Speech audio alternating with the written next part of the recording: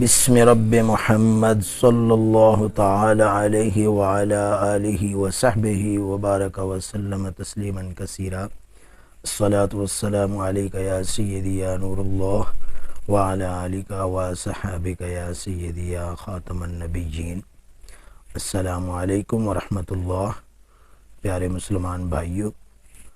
درس ادب کے سلسلے میں آج ہم آپ کو اپنے مشائخ کرام کی روشنی میں اسماء مقدسہ، اسماء مبارکہ یعنی اللہ تبارک و تعالی جل شانہ، نبی دو عالم صلی اللہ علیہ وسلم، دیگر انبیاء و رسول و دیگر مقدسات کے اسماء مبارکہ کو ذکر کرنے کے آداب سکھائیں گے۔ اللہ تبارک و تعالی ہمیں ادب کی توفیق عطا فرمائے۔ میرے پیارے ناظرین سامعین، ہم دیکھتے ہیں کہ آج کے اس ماحول معاشرے میں اللہ جل شانہ کا نام نامی اس میں گرامی لیتے ہوئے لوگ بہت زیادہ بے ادبیاں کرتے ہیں۔ مثلا جب کوئی آدمی اس میں جلالت کا ذکر کرتا ہے تو اکثر و بیشتر سننے میں آیا ہے کہ وہ اس میں جلالت کے جو پورے حروف ہیں ان کی ادائیگی نہیں کرتا۔ مثلا اس میں جلالت کے آخر میں ہا ہے، ہائے حوض جس کو کہتے ہیں، اس کی ادائیگی بالکل نہیں کر پاتے لوگ، اور اس کی طرف دھیان اور توجہ بھی نہیں کرتے۔ جبکہ فقہاء کرام نے فرمایا ہے کہ اگر کوئی شخص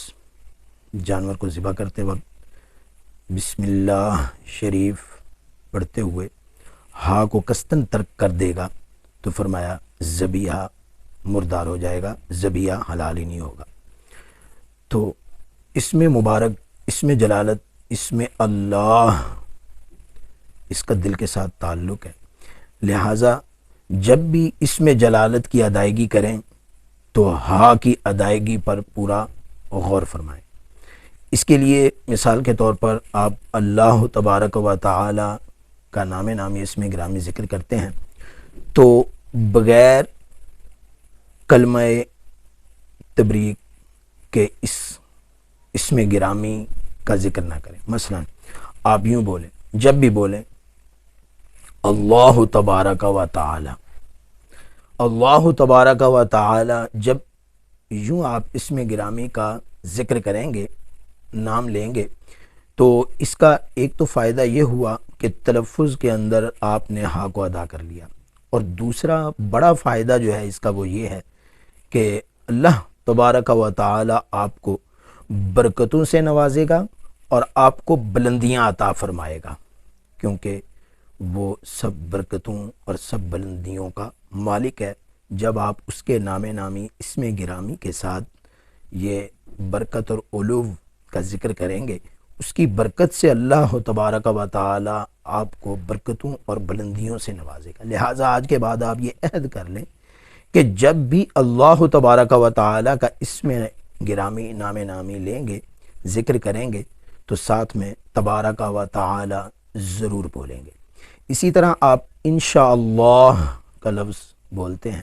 تو اس کے ساتھ بھی ضرور اس میں صفت ذکر کریں، مثلا انشاءاللہ العزیز۔ اسی طرح آپ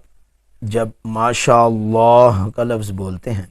تو اس کے لیے آپ یا ماشاءاللہ الرحمن بولیں یا ماشاءاللہ العظیم بولیں، ٹھیک ہے، عظمت کا ذکر کریں، یا ماشاءاللہ العزیز کہہ دیں، ٹھیک ہے۔ اسی طریقے سے جب بھی آپ نام نامی اس میں گرامی لیں نبی دو عالم صلی اللہ تعالی علیہ وآلہ وبارک وسلم کا، تو آپ اس کے ساتھ بھی اسماء صفات میں سے کسی بھی اسم صفت کا ذکر کریں، جس طرح کہ ہمارے دوستوں میں بولا جاتا ہے محمد پاک، ہمارے مسلمان بھائی اہل سنت بولتے ہیں محمد کریم صلی اللہ علیہ وسلم۔ اور اس کے ساتھ ایک بہت ضروری تنبیہ ہے جو کہ ہم مسلمانوں میں بہت زیادہ پھیل رہی ہے، بے ادبی کی ایک لہر بن چکی ہے، وہ ہے مقدسات، دینی مقدسات کے ساتھ محمل الفاظ کا استعمال۔ مثال کے طور پر آپ اکثر سنتے ہوں گے کہ ہمارے مسلمان بھائی کہہ رہے ہوں گے